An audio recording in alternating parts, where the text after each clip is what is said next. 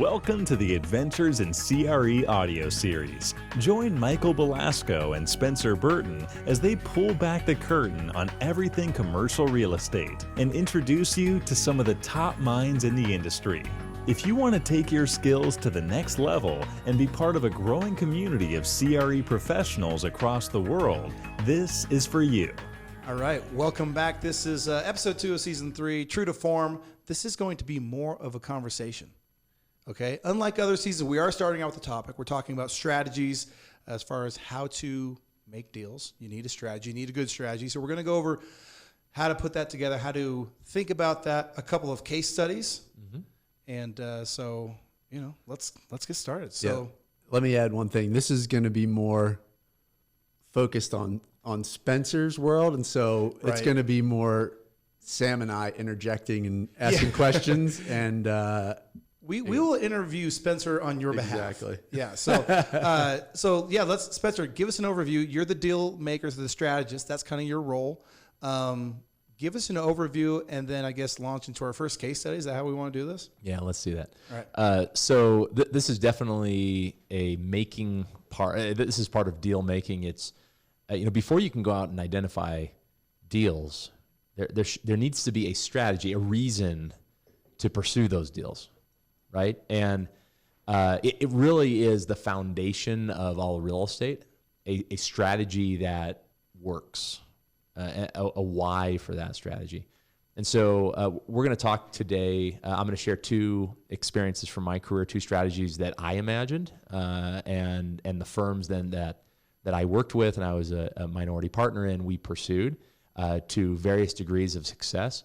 And this is an area just frankly I really enjoy. I love imagining strategies that the entrepreneurial nature in me likes to think these up. And I think over my career, I've thought up many strategies, and most wasn't able to pursue either because I didn't have the capital behind me, or there were other things that took our attention. So, I guess maybe I'll start with a story. Yeah. How do you want to? Let's start with a case study, because I think what's interesting about the case studies that you are going to mention, they're off the beaten path. These are not typical case studies.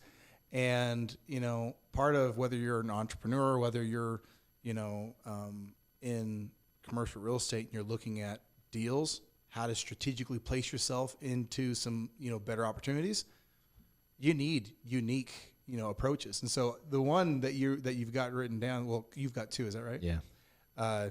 Let's just launch in. So give us an overview. Tell us, go ahead, Michael. Sorry, before we dive into that, and this is unprompted, but before we actually have the strategy, this is a conversation about strategy. I'm curious because Spencer and Sam, you as well, are these idea machines. There's this ideation process. There's a process of coming up with these ideas, right? I don't know if there's a framework or a methodology, or if it's more sort of off the cuff. How do the initial ideas for strategies to pursue come? And that's a question to both of you, because Sam, you have a lot, and it's outside of real estate, but you have a lot of ideas that are great. Well, this is the entrepreneurial mind, right? Everywhere you go, you identify needs and opportunities, right? It's just and a great example is Sam and I were on vacation in Peru. This is real estate related, but in fact, he and I, one of our hobbies, and for those who don't know, Sam and I have known each other since we were kids, and really what we enjoy doing is imagining business ideas, and many business ideas are real estate strategies, right? And so we were on vacation in Peru. In fact, I think we were near Chiclayo, Peru, at the beach, and this would have been early 2000, and we're walking on the beach. And our wives were talking about, something interesting. And so we look up away from the water, and here's this 5-story, presumably condo building. And we started talking like, what does it take to do a condo strategy? I remember all of this exactly, by the way. As he's saying this, I remember everything. Keep going. I'm sorry. Yeah, and look, for those who understand condo development in Latin America, this isn't rocket science, but we didn't understand it at the time. And so it was just fascinating to us. And we started thinking, okay, what does it cost to build this building? Who buys these units? What's the profit involved in this? What are the barriers to entry? Ultimately, what we're asking is, what's the demand for this product and what's the supply, and how do you make it happen? And I think we went on for days thinking about it. In fact, we almost wanted to. We're like, well, it can't be that expensive to build. Our wives were so annoyed, by the way. Like they're like, you guys are doing this again. Yeah, we really did. We spent a lot of that vacation just talking about that silly, really, condo development strategy in Peru. And so to answer your question, Michael, like, where does it come from? Part of it is a formal process where you think through where there are demand supply imbalances, but more of it is organic. Yeah. It's you identify needs and opportunities, and from there come a strategy that can ultimately be executed. You guys come from it with it's like there's an open mind. A lot of people go into business and or they try to, and there's like a pre-agenda, like maybe there's something they want to do, and they try to figure it out and they try to make it fit. When I hear you guys talk, like there's no hole. It's like there's no holds barred in your imagination. It's like anything. It's like anything's an open door. Anything's sort of an opportunity. I've noticed that about you guys. Where a lot of people I talk to, it's like, well, I'm passionate about this, and I'm trying to make something work with a strategy that fits that. Where with you guys and a lot of other people, it's like, let's just stay open without any preconceived ideas or thoughts and look and identify that opportunity. I've noticed that a lot with you guys. So, what's interesting about ideas is ideas are a two-edged sword, right? And I think when I was younger, like we would have a lot of ideas, and when you're younger, just ideas are exciting, they're fun. Mm-hmm. The problem with ideas is too many of them are good, right? Like there's not a shortage of good ideas, but the problem is the actual execution, everything that comes out of that to create a result, that's what actually matters. Mm-hmm. And I'll kind of make up a stat a little bit, but I think it's relatively close. You've heard that like 9 out of 10 businesses go out of business within the first 5 years or something crazy. Yeah. Well, the biggest reason, I think it's 42% of that 90% go out of business because of what? No market need. No market need. So the problem, this is what entrepreneurs and people who are developing strategies, the problem is they come up with this strategy, this idea, and they get married to it really quickly. There's no, if you have an entrepreneurial mind and you love to think about those things, those ideas, that's fun. As soon as that happens, if you're a real entrepreneur, if you're a real strategist, you have to then take that moment, flesh it out and say, is this good to me? Is this good to me? And then you got to flip it. And you got to go find who is it good for? Right? Who is the actual end user, the end client? If it's software, who's the user of that? If it's a commercial real estate, who's the takeout? Who's going to take it out at the end? Yeah. So you have to start with that person at the end and then reverse back to your idea. And by the time you get back to what your idea was, it's changed. And that's how you really flesh out a strategy that's worth pursuing. Because if you don't do that, you end up creating something that you're in love with. Well, what's interesting about what you're saying is essentially deal makers and deal doers must be part of the strategy creation, right? Because if simply the deal maker develops strategies, no one's thinking critically. Mm-hmm. Not that us deal makers can't think critically, but you need a doer to come in and say, what's wrong with your idea? Because which is really what Michael's saying. He's like, how can you come up with ideas? Because every idea, there's something wrong with it. Well, the first step is let's ignore for a minute what could go wrong, and let's think about what could go right. But then at some point, you need someone to come in and say, is there actually a market for this? Is there a need for this? What are the pitfalls? How would execution actually look? And is that execution realistic?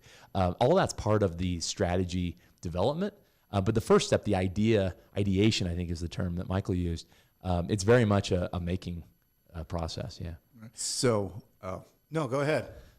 So you come from this ideation phase, we flesh that out, and then the next step, as you had mentioned, Sam, is to start this exploratory process. And maybe this is now, Spencer, where we dive into these strategies that you had wanted to talk about. I don't know. Well, I think what's funny is that the case study that we were going to share today, did you do this on purpose? Did you pick the Peru thing on purpose? Because No. it dovetails into your. It does dovetail. Which, I was just yeah. like, I'm like, oh, okay. Well, this is really this. We did like Michael. You came up with that question. It was a great question, by the way, because it really. I mean, businesses are like. They thrive when they've got a really good, comprehensive execution and user in mind. But nobody starts out that way. People always start with what they are in love with, what their idea is. They're so egocentric. Mm-hmm. But what was funny was you said that Peru. I'm like, so let's take it from Peru. We're excited because now that's a fun story that I can get involved in. We're excited in Peru. Why didn't we? Because we didn't ultimately end up pursuing Peru. What happened then? Well, do you ever forget? Part of it is life. Oh, happened, yeah. Yes, right. We got home from vacation. Life happened. I mean, is something else I'm missing? So I think it comes into that due diligence phase that Michael was talking about. So we came back. We started looking at Peru as a country. Yeah. And we said, listen, there is stock in the investment idea, but part of that are, outside influences. Like the country. The country wasn't a great place that's a for good that point. type of outside investment. And so you said, we'd never been here. This was how long ago? It was 10 years ago? No, it's 12? 17 years ago. Yeah, So you're getting old. I am getting old. But I remember this moment too. Spencer's like, well, why don't we look at Panama? Well, that was several years later. So that's Round number two. Maybe round number two, right? So fast forward several years. Okay. And at the time, we had a residential land development strategy, which actually I'm going to talk about in a minute as another interesting one. Neither of these strategies are truly institutional strategies, which we could have all sorts of conversations about those. And those are kind of the second half of maybe the last 10 years of my career, very much been institutional strategies. And I'm happy to talk about those, but these are just interesting. They're fun. And there are a lot of lessons learned because, we didn't know what we didn't know. But so fast forward several years, we had the residential land development business happening. Not to ruin the second strategy I'm going to talk about. So let's just say that it stopped working. And Spencer Burton finds himself in a position where he didn't really have anything going on, right? And I needed something for the sake, the benefit of my wife and kids.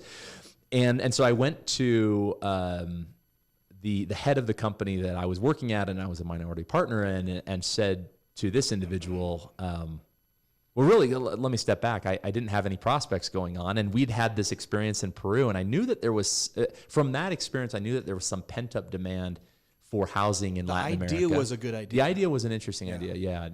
And I'd also lived in Latin America, and so I knew that there was this phenomenon of an emerging working class, not middle class, working class, a formalized class, a class of people that was growing at an incredible clip. And really, what this class of people is when I say formalized, meaning they went from a position where they were earning a living wage, but they couldn't verify that income. Maybe they were selling a good on the street, or they were doing kind of side projects and were paid in cash. And they went from that to working at a more traditional job, maybe as a bank teller, maybe in a construction role, where they were earning. First off, they were being paid to a bank account rather than in cash, and they were earning the equivalent of a W-2, or they were earning income that was verified in a W-2. And what happens when you have verified income? You can borrow against it. Right. That means you can borrow and you can buy a car and you can buy a house on credit. And so I'd seen this phenomenon happening, and we'd had that experience in Peru, and I was now in this moment in my life where I needed something to happen. And so I said, I wonder if there are countries in Latin America that are maybe a bit more investable than Peru was at the time, where we could build housing for this emerging, formalizing class. And so I began looking around Latin America, and Panama was a very interesting option. The canal had just been, the expansion of the canal had just been approved. And so there was this huge influx of public-private capital into the country, this investment. And it was generating all these new jobs. They projected at the time 30,000 new jobs. And so there was this interesting demand-supply imbalance that I believed existed. And then there was a due diligence process that followed that. Several trips to Panama, one of which Sam went with me on. In fact, our very first one, Sam went with me on. Literally, we arrived at the airport. We arrived at the airport in Panama, Tocumen Airport, and we didn't have, I don't know if you remember this, we didn't have a hotel booked, and we literally went out to the street. And that was kind of how we did Latin America when we were younger. We literally went out to the street, hailed a taxi, and said, "Hey, where's a good hotel?" And they took us to the, it's not out on the Causeway. What was that hotel? It was on the Causeway? It was on the Causeway. Anyway, it's neither here nor there. We spent a week, and we really affirmed that there was demand. Yeah, there was real demand, and there was a lack of supply. There was an opportunity there. Yeah, we were driving out to all of these, these projects, these subdivisions. When you think of a subdivision here in the United States, like I live in Boise, Idaho, I know what a subdivision looks like, a suburban subdivision.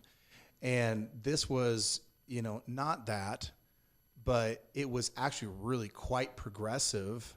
And they had a housing deficit at the time. So we were going down to verify some of the data, like the housing deficit. Did we meet on that trip with the administration? Yeah, someone from the housing ministry, Ministerio de Viviendas in Panama, and had been told at the time there's a housing deficit of 150,000 units. Yeah, that's right. In a country of 3.5 million people, that is an incredible housing deficit.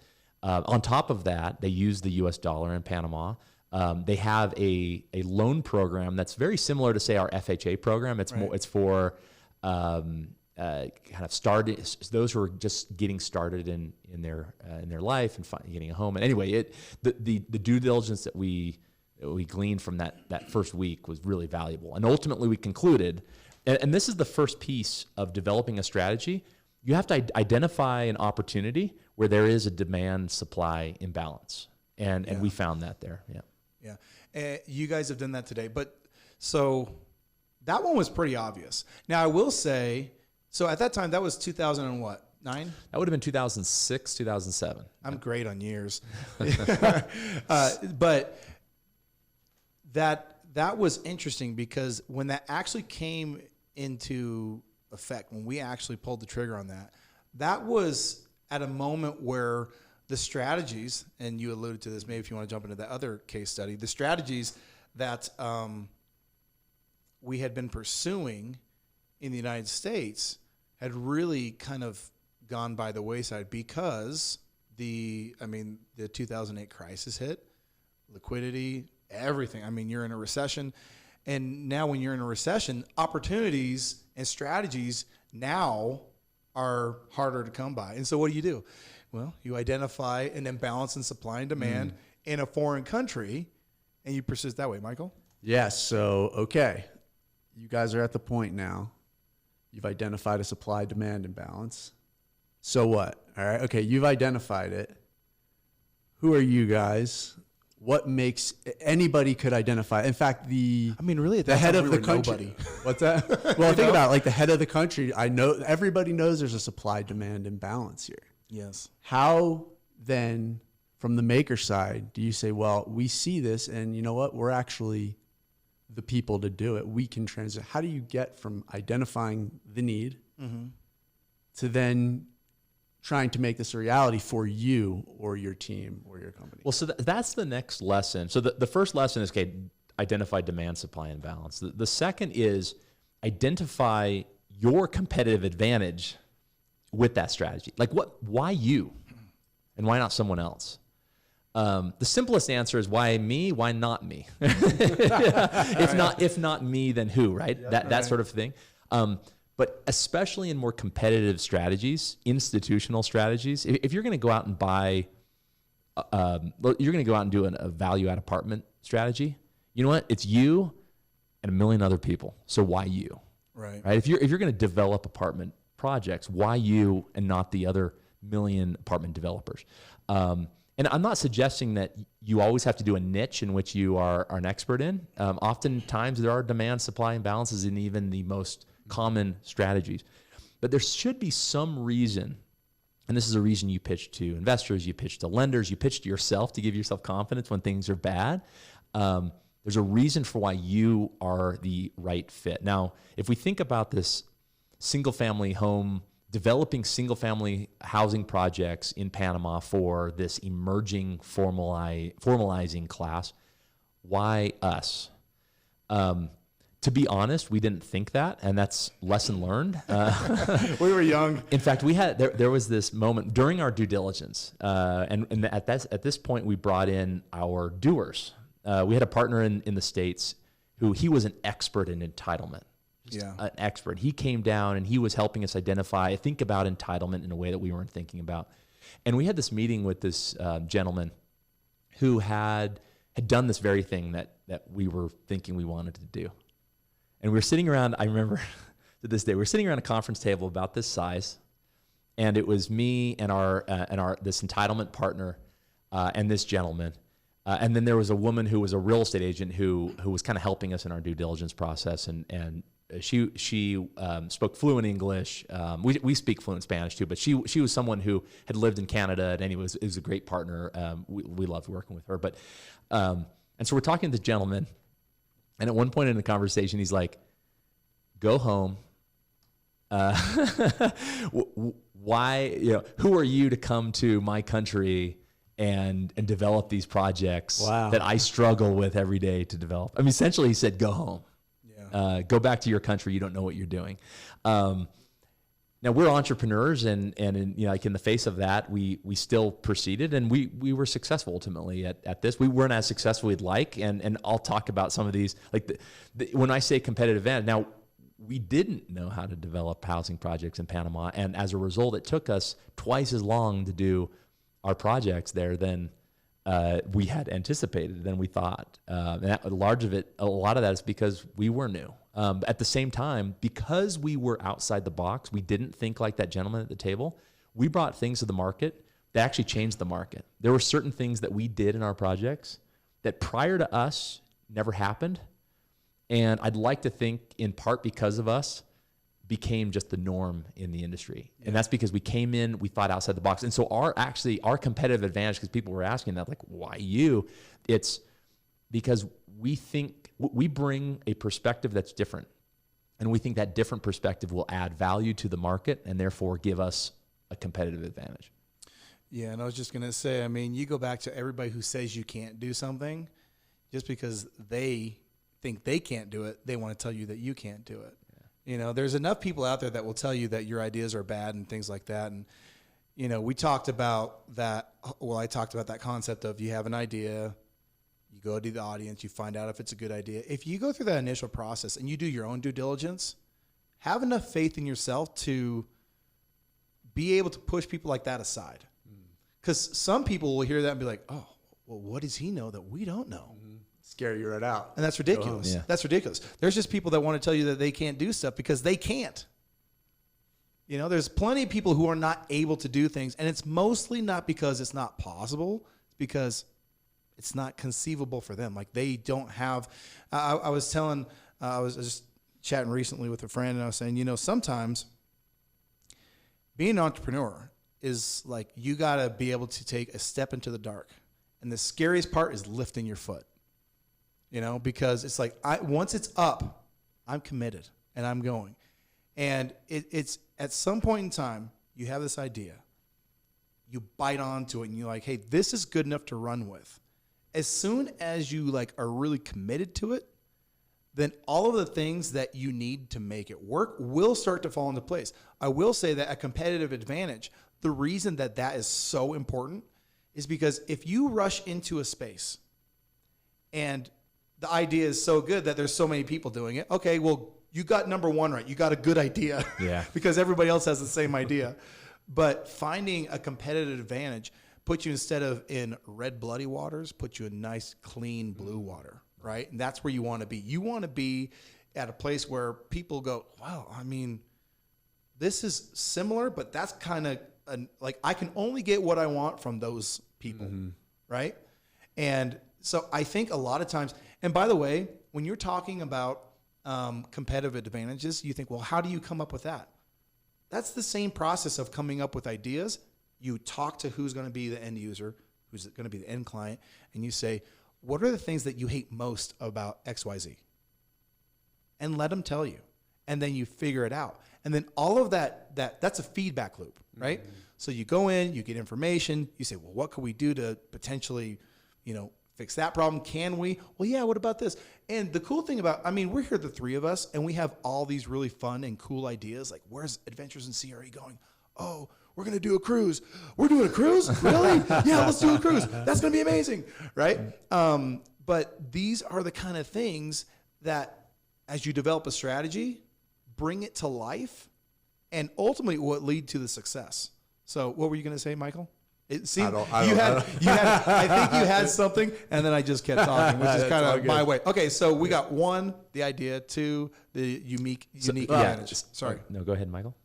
So you talked about lifting your foot, finally lifting your foot. And you talked about this guy telling you guys to go home. And then you had mentioned this brief hesitation about, well, man, I wish we would have done things a lot differently, or something to that effect. There's always that, right? There's always a story where it's like, I can't believe how stupid I was when I looked back. So how do you, and maybe that's not the right word per se, but there's always this stepping into the dark, right? This moment in time where you just have to take a leap.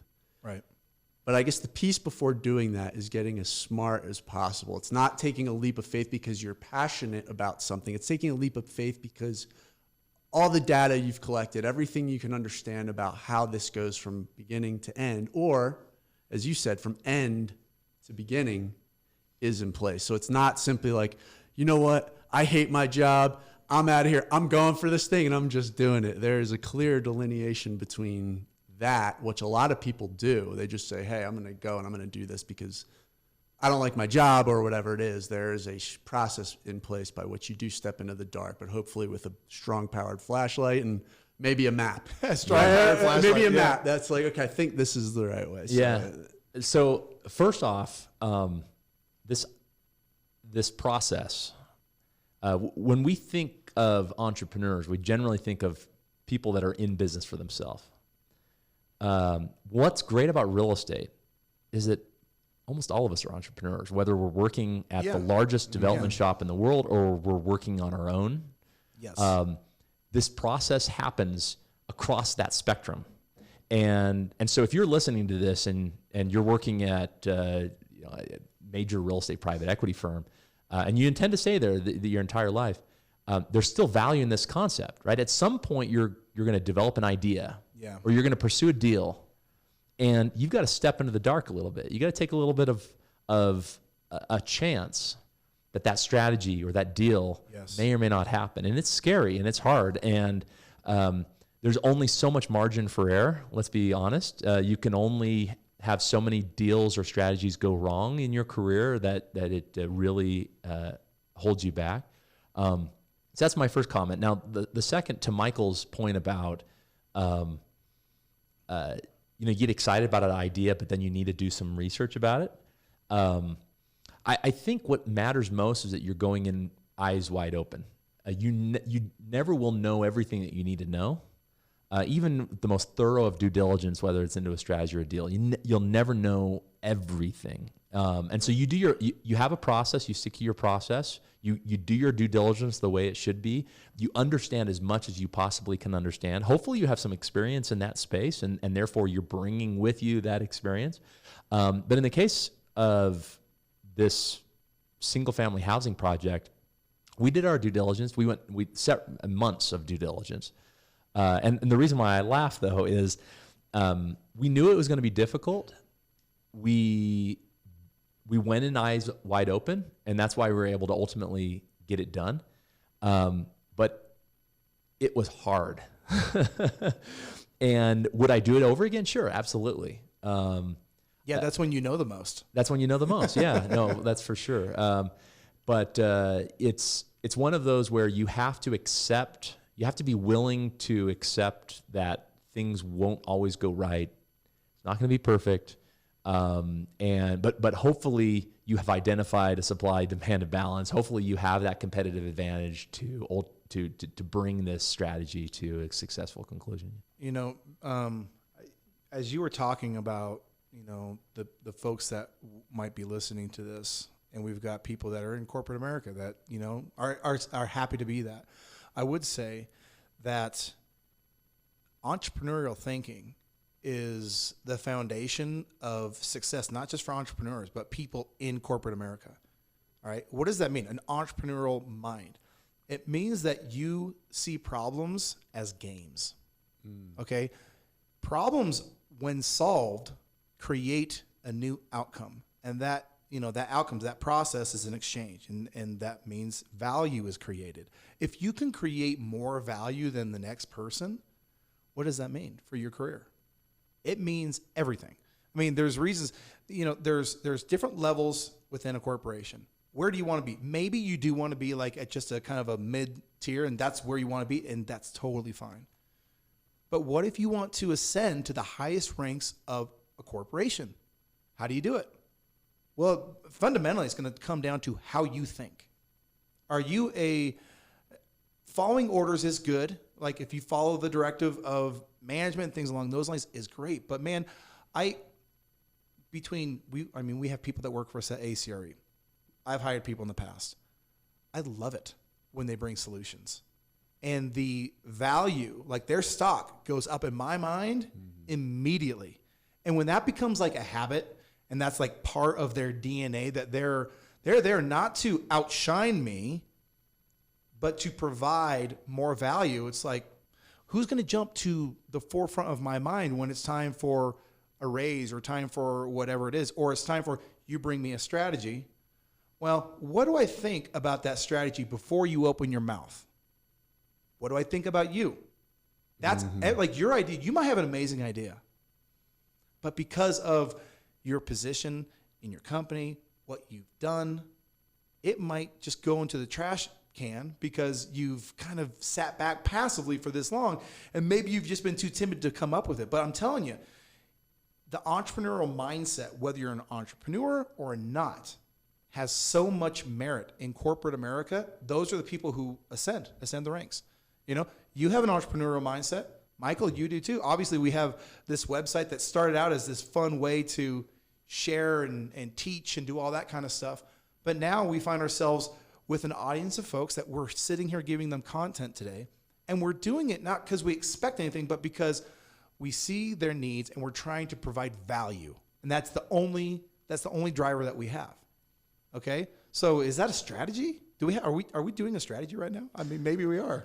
Yeah, I mean, we don't think of it in those terms. No, we definitely don't think of it in those terms. And real estate strategies are a bit different because there is a downside to real estate is it takes a lot of capital to do a deal, right? So, and this is actually my third point as it comes to idea creation.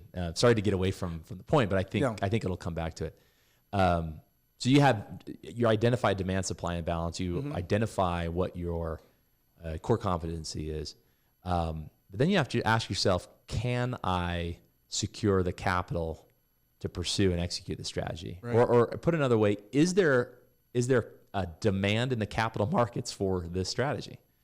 And when I look at, so this first concept, the strategy, housing in Panama that we talked about, there wasn't a lot of demand, and part of that was because of we were foreigners doing a strategy in a country that we didn't know that well, and so there wasn't a lot of demand for us at executing the strategy. But just generally speaking, there's less demand from capital for emerging markets than there is for established markets, and so that was a challenge for us, and it was the entire time.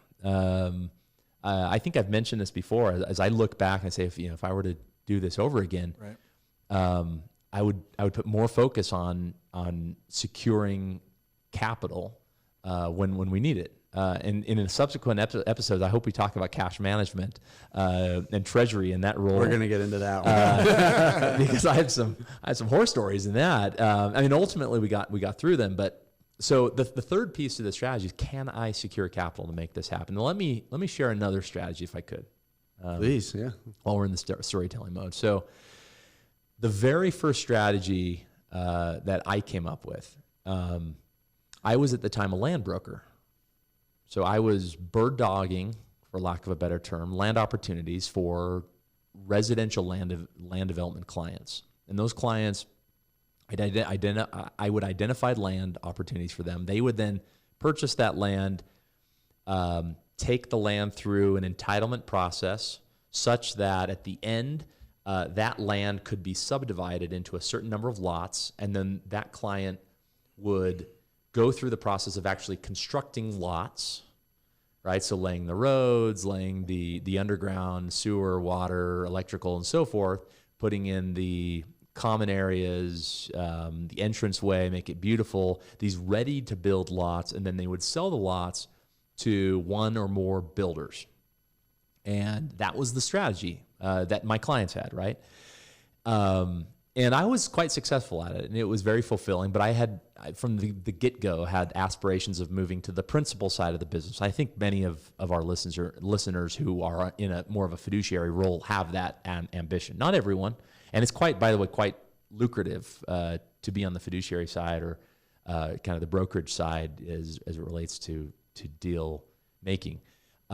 But I had this ambition to get to the principal side. And so I had one of my clients, had a great relationship with. I'd identified several deals for them, had known them for a while.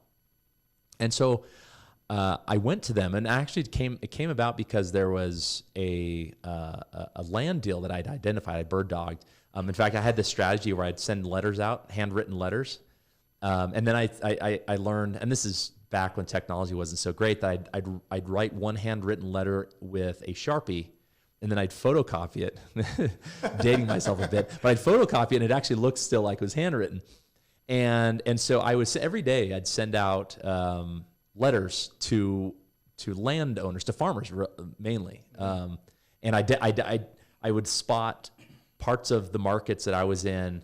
I'd send letters, and then I'd go to the title company, I'd get addresses, and I'd send letters to owners of these land. Anyway, so I'd sent letters to this one area, and this particular owner called me, and he was interested. And so I'm not exactly sure, the progression of the strategy, but ultimately I took it to this particular client, and I pitched this idea. And I wanted to be a partner in this particular deal. And this ultimately led to me leaving the broker side altogether and moving to the principal side. But this was the idea I pitched. I said, okay, it's so hard to find bare land right now. Very, very difficult. And if you look at the process of land development like you do, the great majority of the capital that you expend in this process is in the actual construction piece. We call it horizontal development, in the horizontal development part. But if you look at the value add, most of the value actually is added from the moment that you tie up the land until you have the approvals in place to then do that building. And I said, there is excess capital pursuing land development strategies, and you have all these builders that want to buy lots.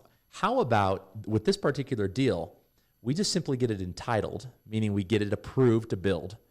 And then we sell it to one of the many of these other clients that I have, one of the many other developers that would love to build the lots and sell them to builders. And so ultimately, by the way, that particular property didn't work out. It was a kind of a slippery seller, and he wasn't sure if he wanted to sell, and that's actually always a problem with farmers. But that strategy led to then a role with this firm, and my job was really to go out and I find these deals, and I did. So I found, and I can get into the story, our first deal. We call it Peachtree, and Sam's aware of Peachtree at the time. Yep. But it had been it was a peach orchard, and it was in it was a peach orchard though that was unproductive. It was in rocky soil, and the owner had said, well, I just can't make money on this peach orchard. And so he put it on the market, but he put it on the market as ag land rather than residential development land. And so it kind of was off of everyone's radar. And I noticed it, and I thought, well, we could get that entitled. And this partner in the firm, the same one, by the way, that sat around the table, I went to him. I said, what do you think about this? Do you think we can get it approved? He's like, yeah, we could get approved. We have to get this conditional use permit, but I think we can get the conditional use permit. We just have to prove that it's an unproductive agricultural land. And so my point being, though, that from this, a strategy developed. And the strategy is called paper lots. You sell paper lots. You buy unentitled land. You tie up, unentitled land. Right. You get the entitlements in place. You make the contract subject to approval of entitlements. And in the meantime, you go out and you secure a buyer who is willing to buy the land once it's entitled. And you go through the entitlement process. You might spend a couple $100,000, and that money's really at risk, because if you don't get approval, you're out the couple $100,000.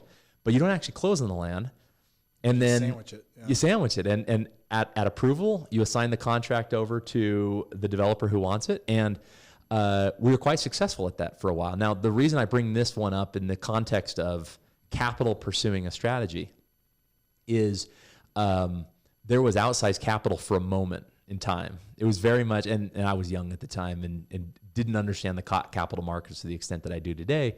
And that strategy worked very, very, very well for a short time period. Until it didn't. Until it did. Yeah, until essentially liquidity dried up. Yeah. 2008, or that time period came along. I think it was 2007 when it really stopped working. So we went, I think, a good 18 months, 24 months where that strategy was quite successful. Very, very lucrative, where you take a $300,000 investment and you make $3 million off of it in an 18-month period. Very lucrative. The challenge was all of a sudden liquidity dried up. And when I say liquidity, meaning there was demand for that product, and therefore there was capital to buy it. And all of a sudden that capital went away, and there was no one therefore that wanted to buy it. And we had three or four deals that were in the process that all of a sudden we realized there's no one to buy this at the end, whether we get it approved or not. Yeah. And the strategy stopped working. I wonder if, and maybe you have this, should we add like a step 4 to this process, which would be identifying potential outside threats? Because one of the things, you don't want to have, when 2008, for example, the market and the marketplace, the actual economics shifted rapidly. Yeah. That's a black swan event. That's not normal. But let's talk how do you look at threats when you're looking at a strategy? I think what you're saying, so by the way, these 3 points, demand supply imbalance, competitive advantage, and capital, the ability to secure capital for your strategy, those to me are the keys to a successful strategy. Yeah. What you're talking about very much is the doer side. Yeah. Right? It's what could go wrong. That happens during due diligence. That comes from experience. Michael, your thoughts? You, in your role, have done due diligence on strategies. How do you identify the pitfalls of these strategies? Yeah, I guess it depends on a lot. It does depend on a lot. I mean, it's a very open-ended sort of question. It's almost like a lot. Yeah, go ahead. I was going to say it's a lot. To me, I actually categorize this as part of the maker process as well, where you're identifying a strategy and you're kind of looking, if you're talking about a strategy at this point in the process and you're not refined and you're not executing, to me, it's a macro. I mean, you've identified, like when you look at your strategy, you go from macro to micro, right? You talk about capital markets, like what are the threats to capital markets? What are the threats to liquidity? Even at that point, like when you're talking about 2008, 2009, there were very few people that could have predicted that. So black swan events are always something that's true, incredibly hard to predict. So, but threats, competition, who out there could do it better than you if there's not, adequately analyzing the supply demand. Yeah, like that, miscalculating that is a big risk. There's a ton of risks. It's very ambiguous to me at this point. It does seem a little, I think in the context of this scenario, I'm thinking maybe more macro. And because you talk about capital markets, I'm assuming that means that you have a clear line of communication with the institution or whoever's providing the funding. And in that case, they like the strategy and they buy into the future, the future of that strategy, understanding the macroeconomics involved and potential future. And yeah, black swan events are probably a little bit of a wrench to throw in the conversation, but the conversation with the capital partners, is that where a lot of, I mean, you're, in a sense, you are mitigating their risk by bringing together a new strategy, in a sense, right? Because they want the least amount of risk as possible. That's their goal, is to put their capital at low risk. So when you talk to your capital partners, is that where we're coming up with some of these unique advantages and hedging our bets a little bit, I guess you could say? So when we say capital markets, what we're saying is, imagine a flea market, okay, for lack of a better, I don't know, that's the wrong term. Imagine a marketplace. An exchange. Yeah. And a certain number of buyers will arrive and a certain number of sellers will arrive at the market. And if there are, in the case of capital, fewer providers of capital than there are those who need capital, there's a challenge. You're going to have a challenge in raising capital. And so in the context of, say, the paper lots, I mean, it's slightly different because we're really talking about now a sell, and that's a whole different thing. But I think when we talk about capital markets, is like, how much equity is there out there that you could turn to for your strategy? How much debt is there, and is there ample equity and debt to satisfy the needs of your strategy? And if there's not, the strategy won't be successful. Okay. I think that's what I was going towards, is trying to, look at that particular strategy. And in that case, there was ample liquidity or ample equity for that strategy at the time. Until there wasn't. Yeah. Right. But maybe the point is, what happens in a downside scenario? Like, it might not be a black swan event. There might be some issue that comes up that's more micro or uniquely suited to, like, maybe there's a key man or somebody in the process that everybody depended on that something happens to, right? Like, what happens in those scenarios? How do you manage? Now, again, those are, I guess I would call that a black swan event in any way, but, like, what happens in the dark times is kind of the question to be, and probably a lesson learned for, hearing both of your stories in your early careers is something to always be cognizant of, so that when those times come, you're well prepared to navigate through that. And sometimes it's impossible. Like, when you're talking about risk reward, there's capital. It's not always looking for security. There's capital. It's looking for return.